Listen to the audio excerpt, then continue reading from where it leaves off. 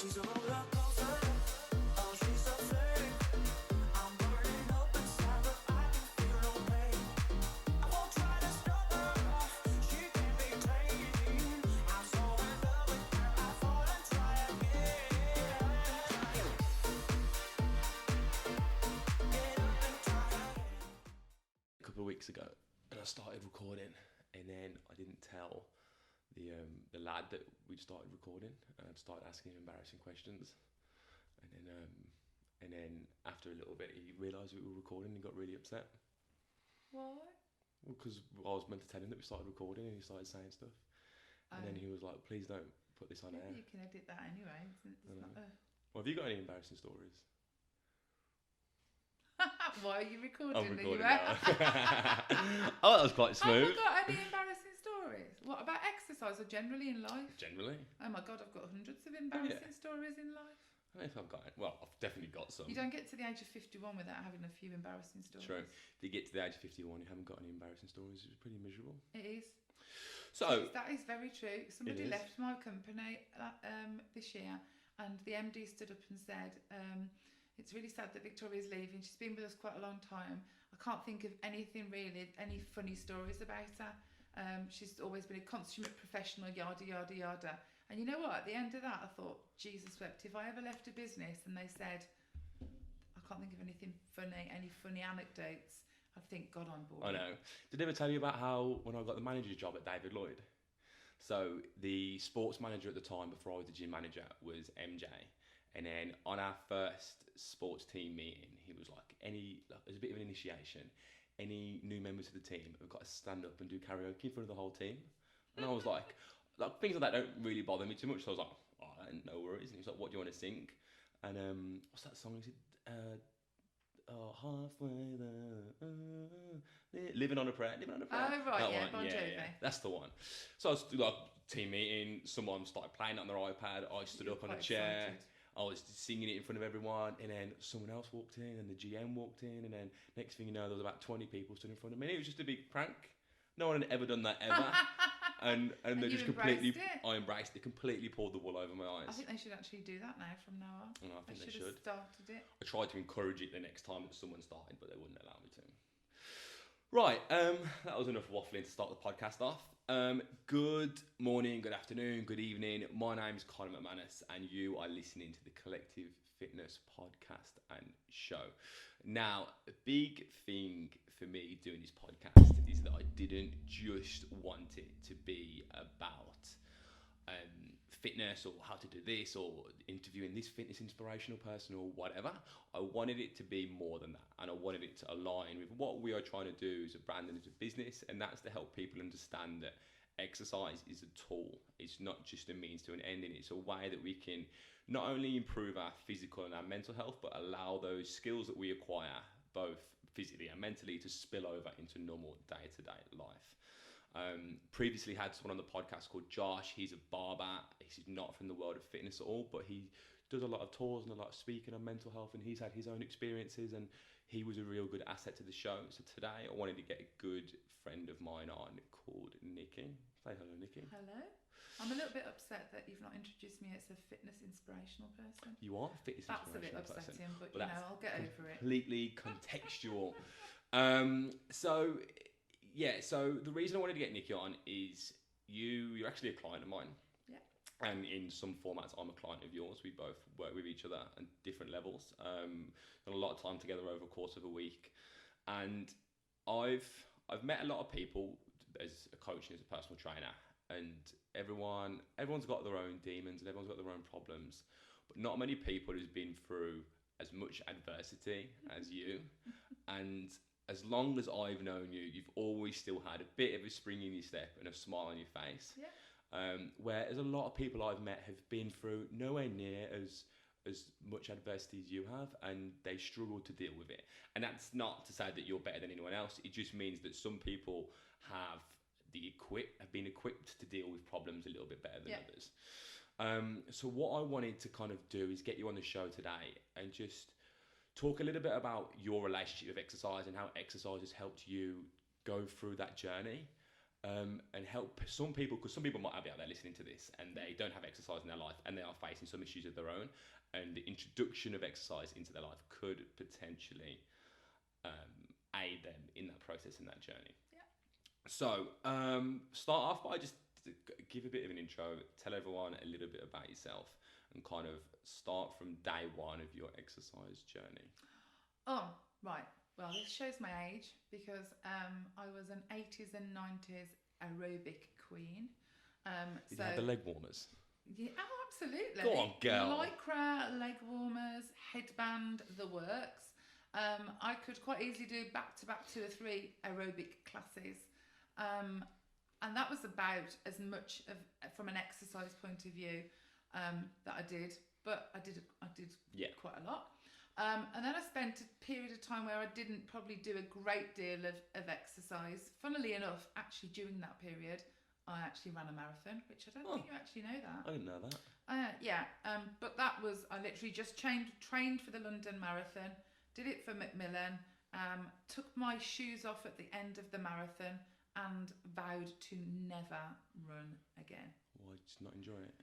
I loved the marathon. I hated the training. The training took over my life. Right, okay. How long did you train because for I was before? slow, well, I trained from December to April. Because I was a plodder and not a fast runner, even all my training programs took a long time, which meant that at weekends I'd pretty much wipe out my Saturday with my long run. Yeah. So I enjoyed what it gave me, and I had an immense self-pride, and you know, I raised a lot of money because people couldn't really believe that I was ever going to really run a marathon. But since that, I really didn't do a great deal. I've always struggled with my weight, in as much as I'm very good at losing weight. Yeah. I'm also very good at putting it on. I have I think, a very healthy relationship with food, in as much as we like each other. But it's not always good for me. And I found myself overweight and realising that I was getting older and I needed to do something about it. So, cut a long story short, I lost 3 stone. When was this? End of 2015. Oh, cool. So it's quite recent. And then unfortunately, literally 4 weeks after I thought, you know what, I've lost my weight, I feel quite good. I look good. I'd just been on holiday to Mexico and I thought, yeah, I'm getting there. And then a lightning strike and I was diagnosed with breast cancer. And my literally the first thing guys said was, oh my God, no, I'm going to get fat again. The nurse and the consultant looked at one another with, is that really her first worry? But it literally was my first worry. I'd just lost 3 stone. I knew stories of chemo and stories of steroid treatment. And my initial thought was, shit, I'm going to get fat again. Yeah. Everybody laughed at that. That was my biggest worry. So what did I do? I asked for skinny chemo. I specifically requested skinny chemo. Explain this. Chemo that doesn't make you fat. Right, okay. It doesn't exist, obviously, Connor. Yeah. You look like it's a real thing. It's not. But the nurses went along with my little joke and I said, this is skinny chemo I'm having. And they were like, yeah, absolutely. But unfortunately, as always, I used food as my crutch during that 6-month chemo period.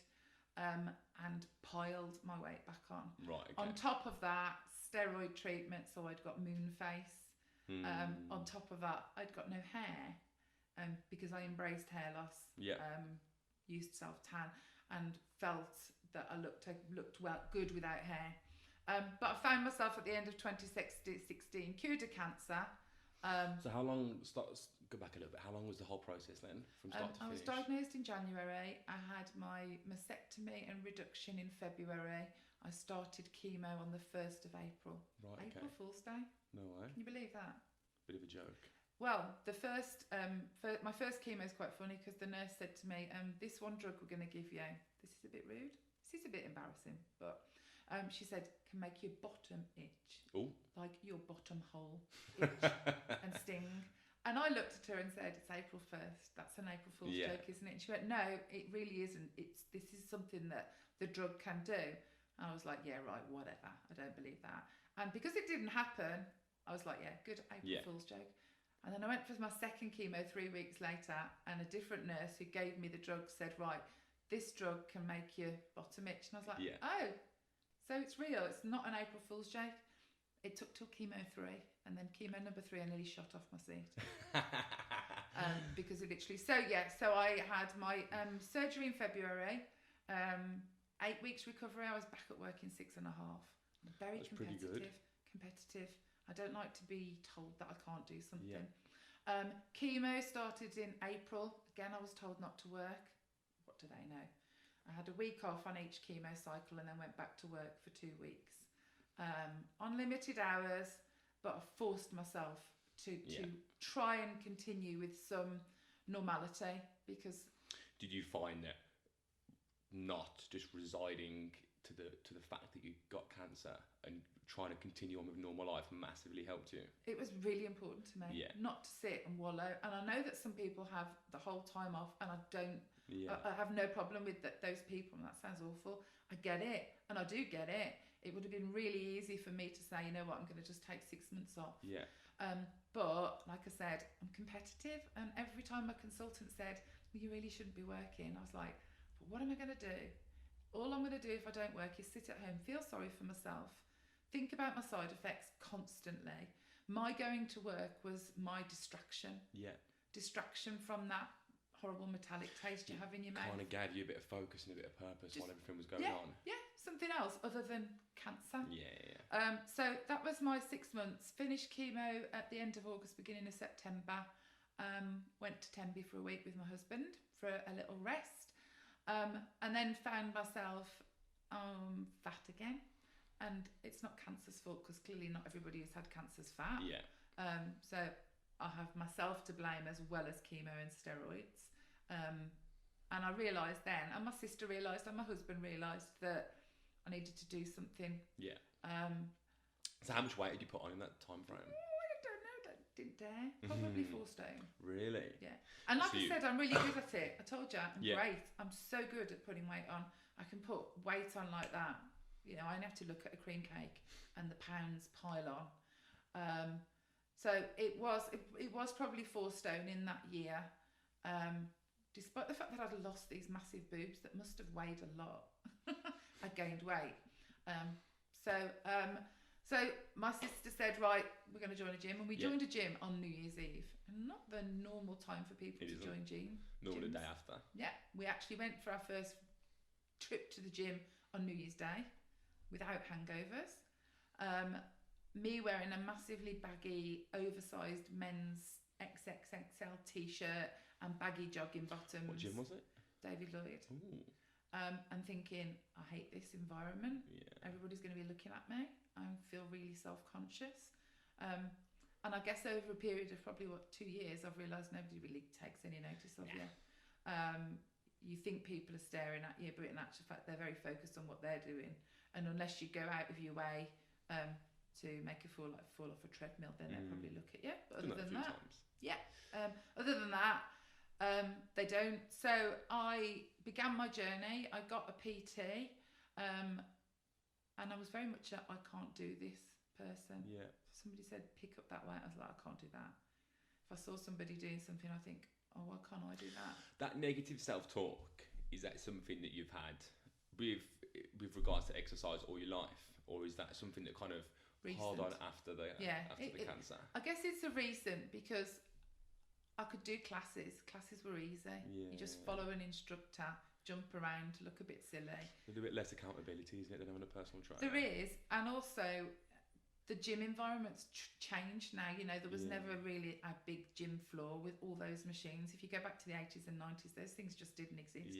Treadmills exist and bikes existed, but other than that, there wasn't the wealth of machines and free weights and online fitness programs that there is now.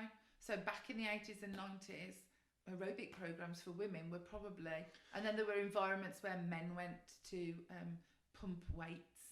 But unless you were a bodybuilder, women didn't really go into that environment then. Sorry to interrupt. You know when you lost your 3 stone before? Was that just purely through dieting? Cool. Because I was young. Or younger. And you can lose weight by just dieting when you're young. when you get to a certain age, I think I realised at probably late 40s that it's harder to lose the weight through food alone. Yeah. That in actual fact you have to combine food and exercise.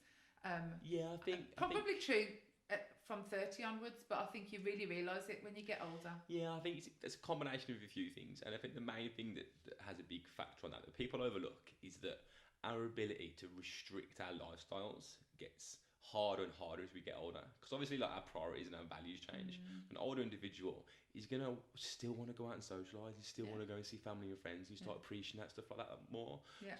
So make an individual restrict that as they get older is kind of like, it's a bit of a hard task to ask. Yeah, and as you I get think- older, your socialising tends to revolve around food. Yeah, exactly. Tends to revolve about going out for meals rather than going to the bar and drinking gin and slimline tonics. Yeah. You can restrict your calories quite easily there. I'm allowed X number of calories, therefore I can have 6, 7 gin and Yeah. slimline tonics. As you get older, it's all about, it is unfortunately all about food. It's all about socialising around food. And if you're a weak person or a lover of food like me, it's quite easy to make those wrong decisions. Without even realising it, I put weight on. Things are getting better now though. Like whenever you go out to restaurants now, Absolutely. there's the calories Calories on are there, or Yeah. there's healthier options. There's vegetarian options that you know are probably lower in calories. It's getting there. There's sweet potato fries rather than chunky chips. So it is getting better.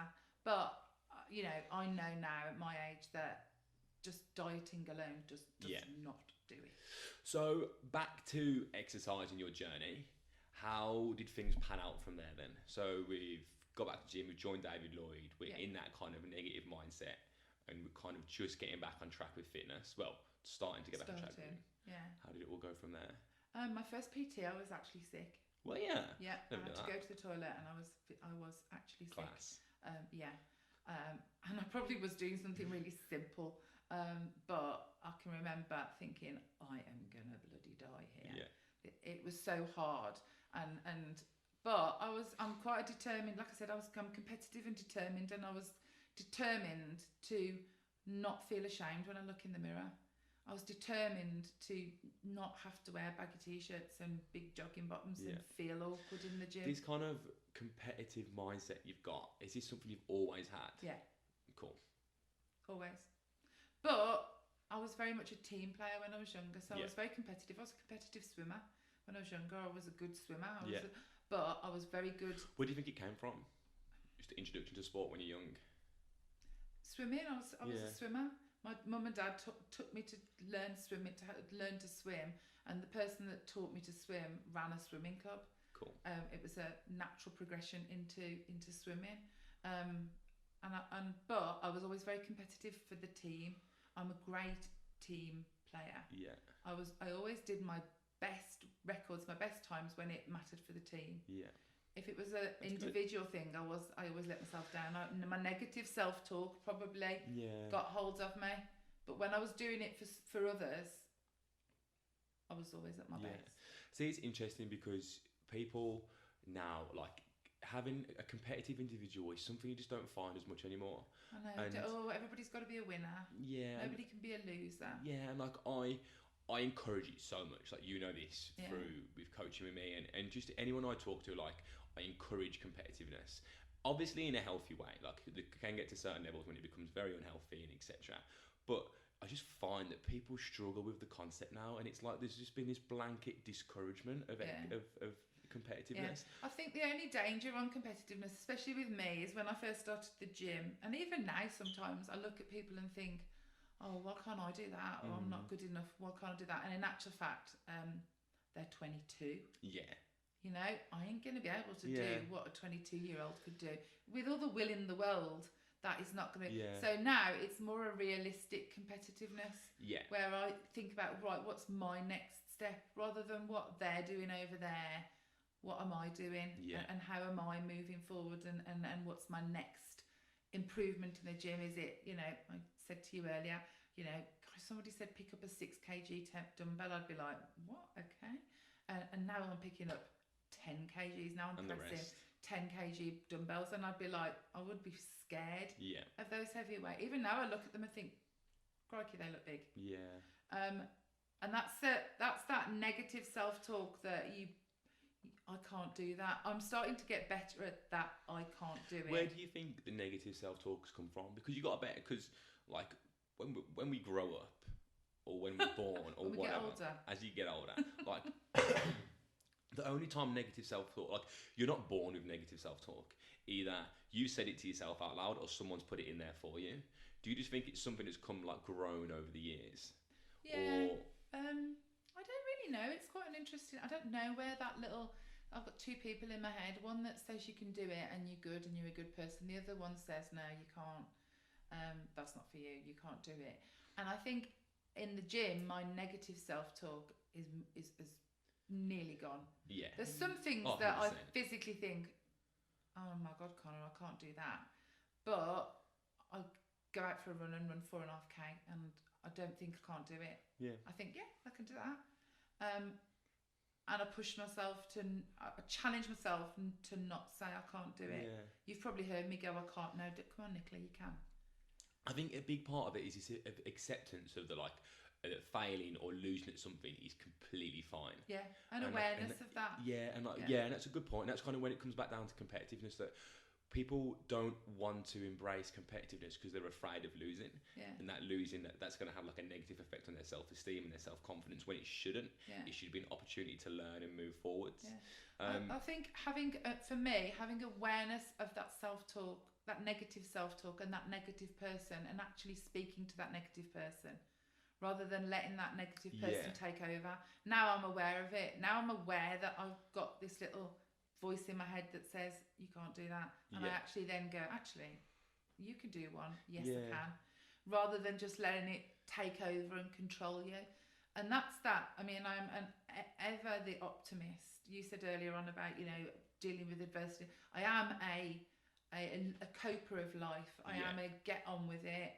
There are some things recently that have broken me, but I still get up and go, right, I'm just going to go for plod this. along. Yeah. I'm just not plod. I don't want to plod along. I just think, right, come on, bring it on. Yeah. Bring it on, because you're only here once. Yeah. Life can be really short. Tragic things can happen, and good things aren't going to happen if you just sit on your ass and wait 100%. for them to happen. I think that there's nothing worse than regret. Like, there's loads of things that I regret doing, and now whenever I have to make a decision, I just think, all right, am I going to regret this if I don't go for it? Yeah. Like, who cares if it doesn't come to fruition? Absolutely. Like, I'd rather do it and fail than regret it. Never regret something you do. Yeah. Never, never, never. Always take up, and I'm now become like a yes person. Somebody Yeah. offers me an opportunity, yeah, okay. Because what's the worst? Yeah. What's the worst that can happen? So back to exercise. One thing that we spoke about before we started recording was how your perception changed of exercise Yeah. over the years. Do you want Yeah. to talk a little bit about that? Exercise used to be for me about either losing weight or looking good or getting into that outfit. And I guess that's probably the norm for most people, 20s, 30s, and maybe even moving into their 40s. I think for me, latterly, exercise, especially post-cancer, exercise has been about living longer, Yeah. being healthier, removing the fat around your organs. Being able to go for a run means that your lung capacity is better, means that your muscles are improving. And I think that now it's not a means to an end of looking good. It's a journey that I'm on to make sure that I'm on this journey of life for a lot longer. And that's a real important point for me there. And this is the real important stuff. So one thing that I find, and the perception that I'm trying to change with what I do, is that people will come to me and they're like, all right, I'm going on holiday in a certain period of time, or I've got this to do and I want to get fit for that occasion.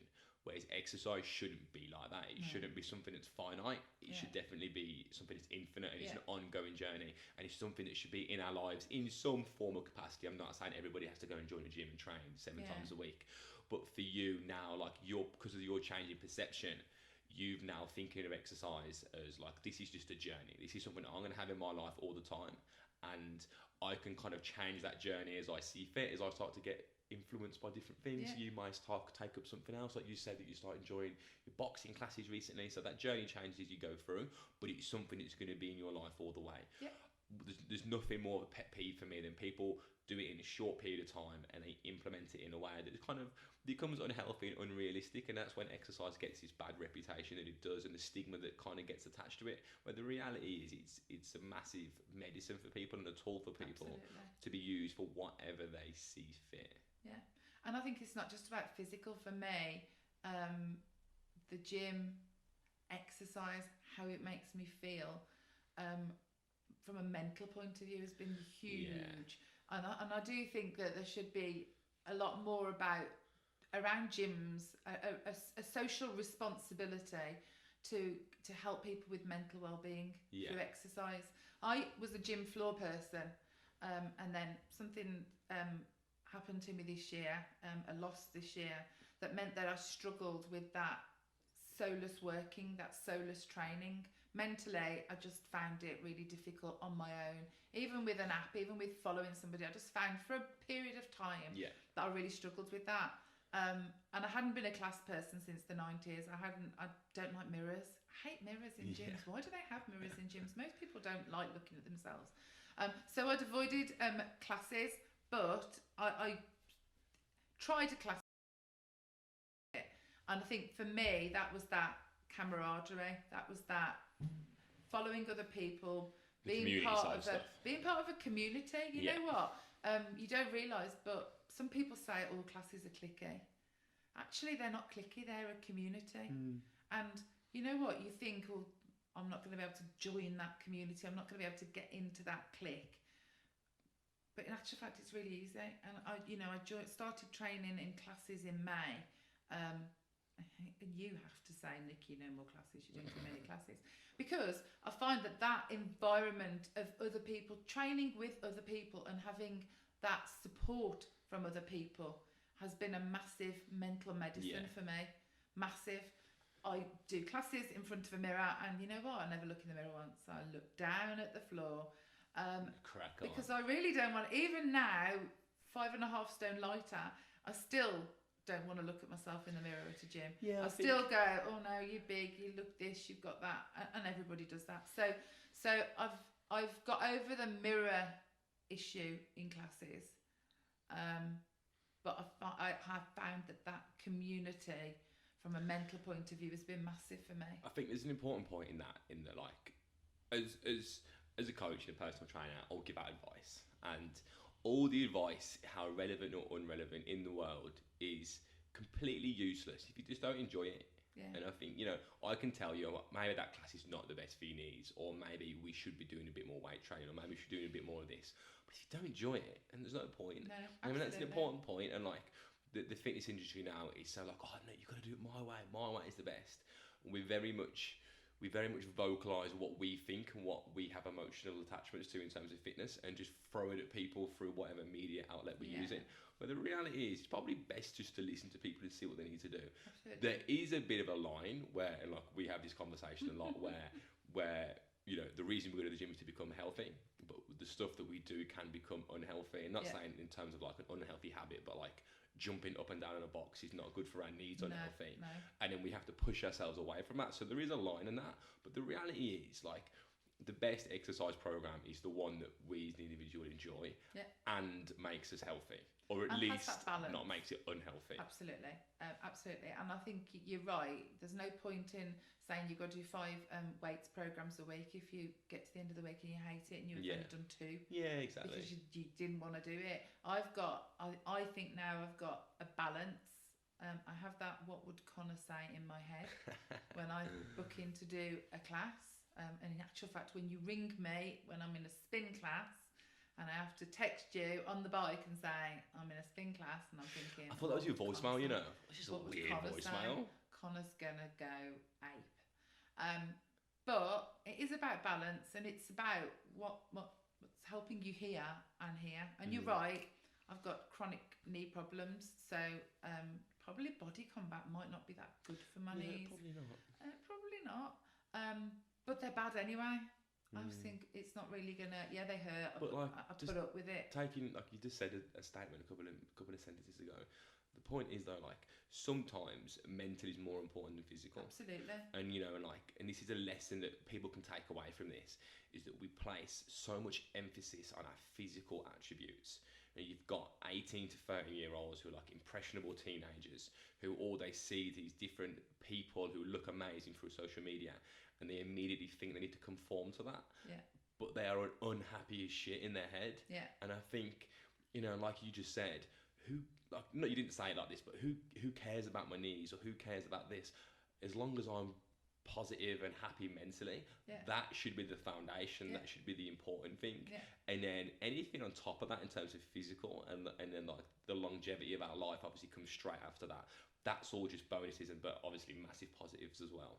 Yeah, I mean, you're right, and it is about it. I've got bad knees. I'm on medication that makes your joints ache for my cancer, and I could quite easily sit, but I'm moving around a lot now because my knees don't like sitting down. Unfortunately, my knees don't like sitting and resting. They don't like crazy exercise either, and so there has to be a balance. I could sit at home and think, oh, I've got bad joints, therefore I can't exercise. I think that's just rubbish. For me, I think that's rubbish.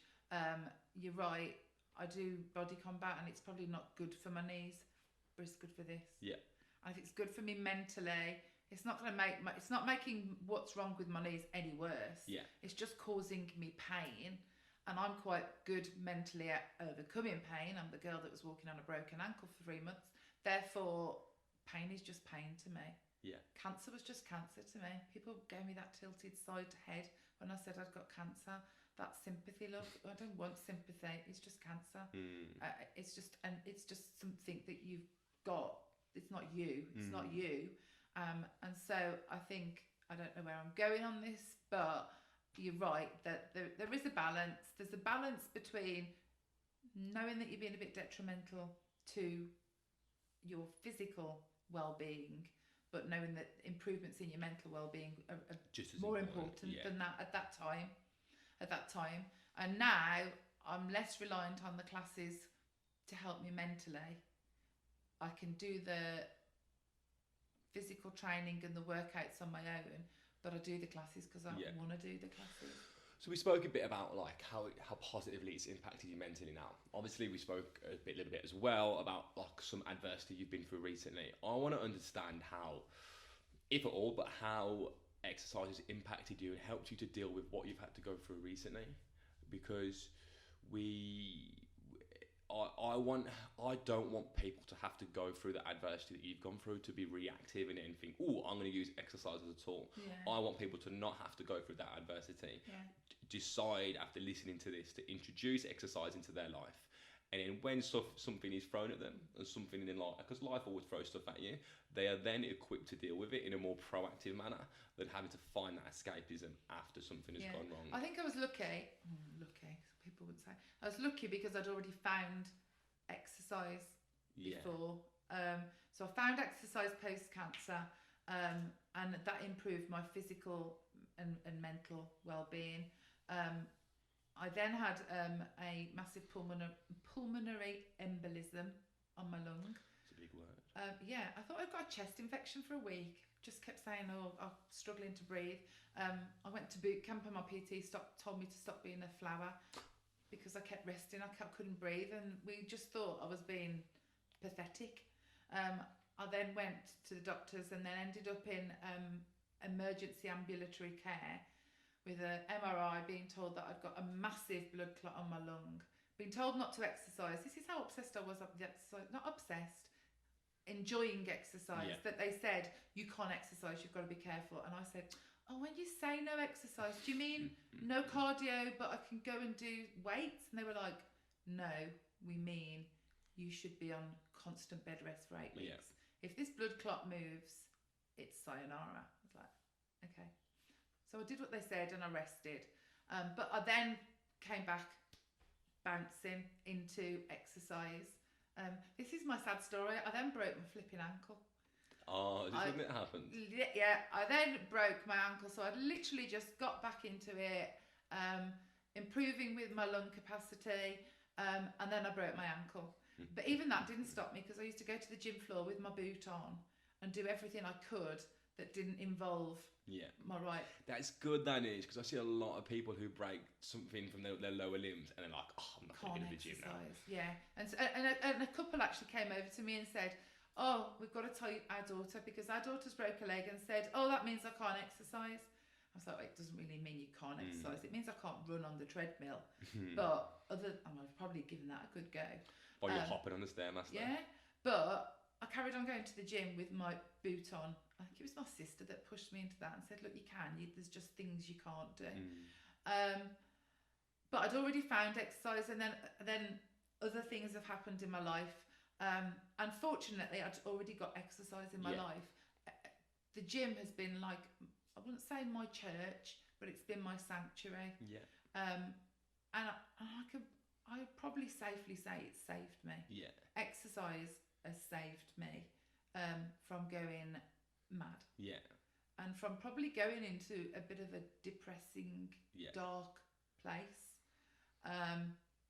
And if I hadn't have joined that gym, I mean, I guess I've got my sister to thank. If I hadn't joined the gym in 2017 and started that journey, and even though I've had a couple of obstacles and wobbles in between, if I hadn't started that journey and had that push from my sister and the PT at the time that got me started, I probably wouldn't have had it to help me through this last challenge of my life.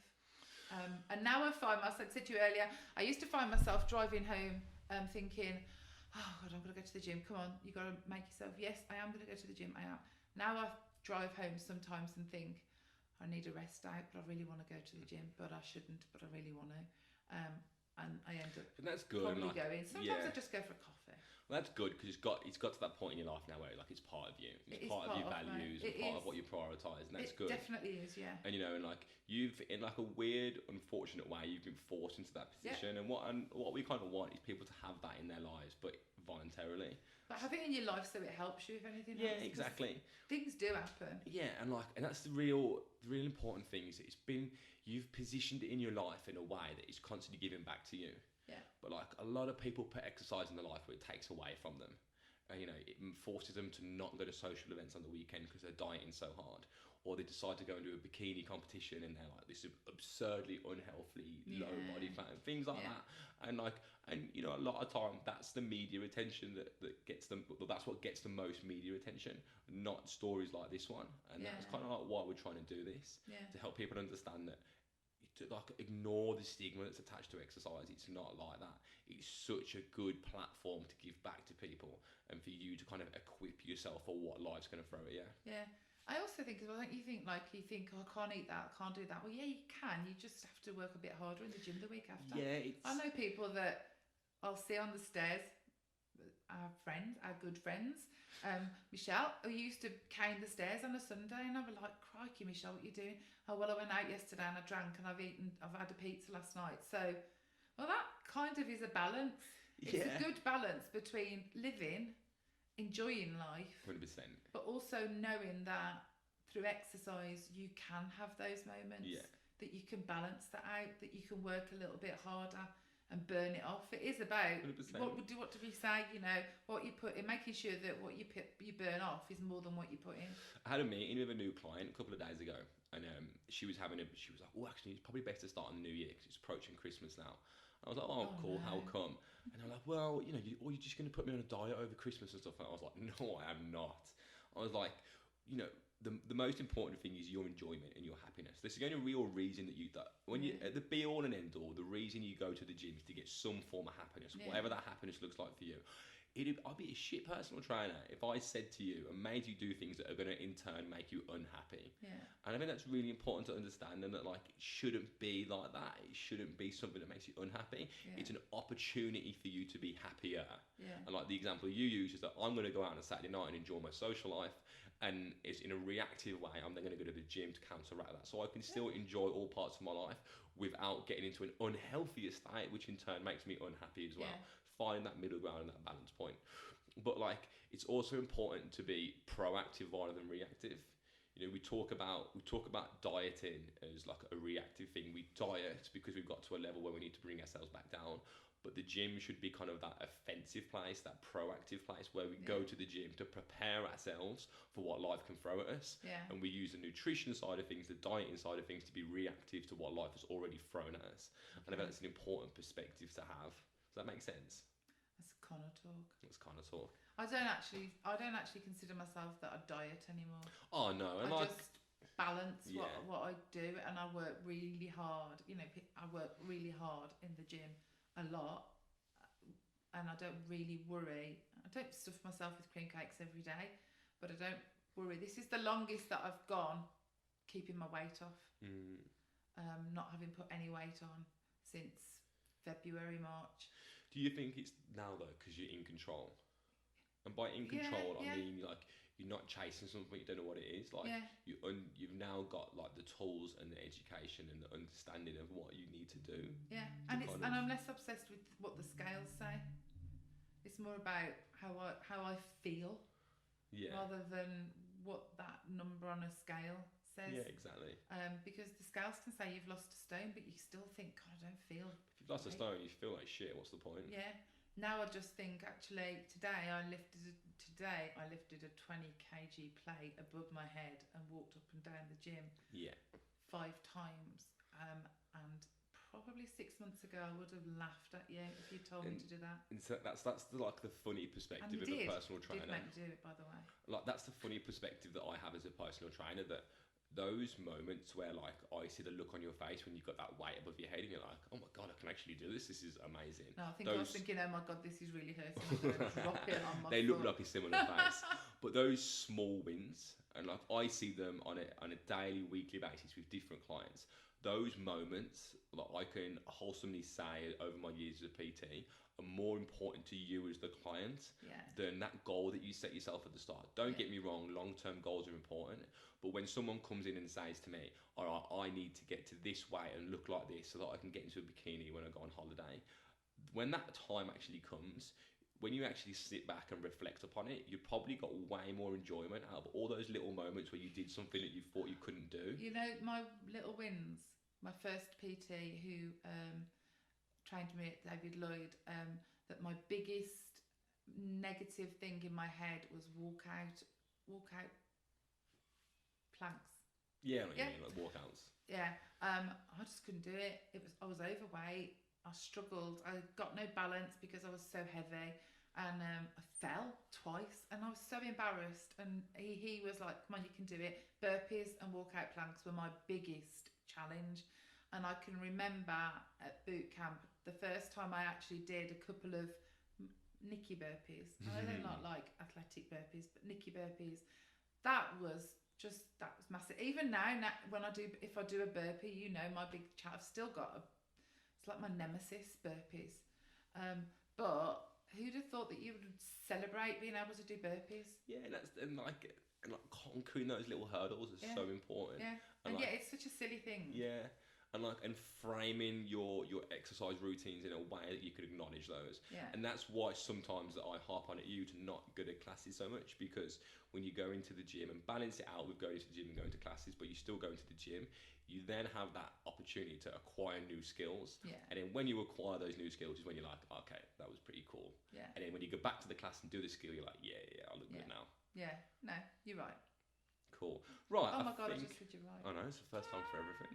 Look, I think that's a perfect opportunity to end the podcast. We've been waffling on for about 45 minutes now. I think that was really good. Okay. Is there any like, obviously we spoke a lot about different stuff there. Is there anything that you want to summarise and add to finish off for anyone who's listening?